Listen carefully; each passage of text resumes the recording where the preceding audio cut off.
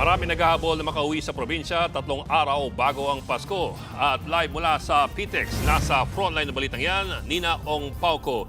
Nina, may masasakyan pa ba mga pasahero dyan? Bok, magandang gabi.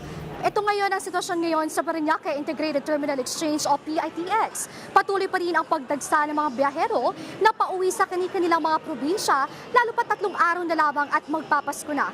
Bok, kung mapapansin nyo sa aking likuran, kanya-kanyang bitbit ng mga bagahe, pampasalubong, kasama ang kanilang mga mahal sa buhay.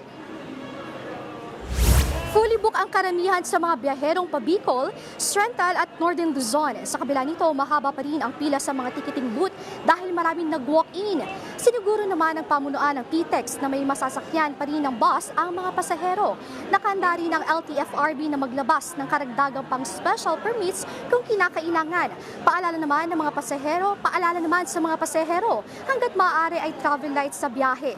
Sa mga magdadala naman ng alagang hayop, check muna sa bus company kung maaaring isama sa biyahe ang kanilang mga fur babies. Dapat din nasa cage at may diaper ang kanilang mga alaga.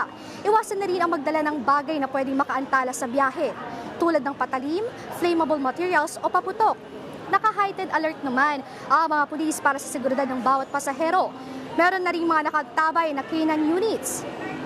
Bukod sa PTEX, nagdagsaan din ang pila sa mga bus terminal sa EDSA Pasay. May maayos na waiting area naman sa terminal. Bagamat may kamahalan ng pamasahe, may mga pumipila pa rin. Habang marami ang bumabiyahe pa uwi ng probinsya, nakikisabay na rin ang mga kolorum na sasakyan. Hinuli ng mga tauhan ng DOTR Special Action Intelligence Committee for Transportation and 10 kolorum na van. Bumabiyahe ang mga ito sa Laguna, Batangas at Quezon Province. Tinikitan at impound naman ang mga nahuling sasakyan. Bok, inaasahan na mas dadagsa pa ang mga biyaherong pauwi sa kanilang mga probinsya dahil patuling araw na lang ng kanilang pasok sa trabaho bukas. Yan muna ang latest dito, Bok. Balik sa inyo. Maraming salamat, Nina Ong Pauco. Mga kapatid, Ed Lingaw po, maging maalam at may pakialam sa mga napapanahong balita sa ating bansa. Para sa mas malilimang pagtalakay at paghimay sa mga issue at headlines, mag-follow at mag-subscribe sa social media pages ng News 5.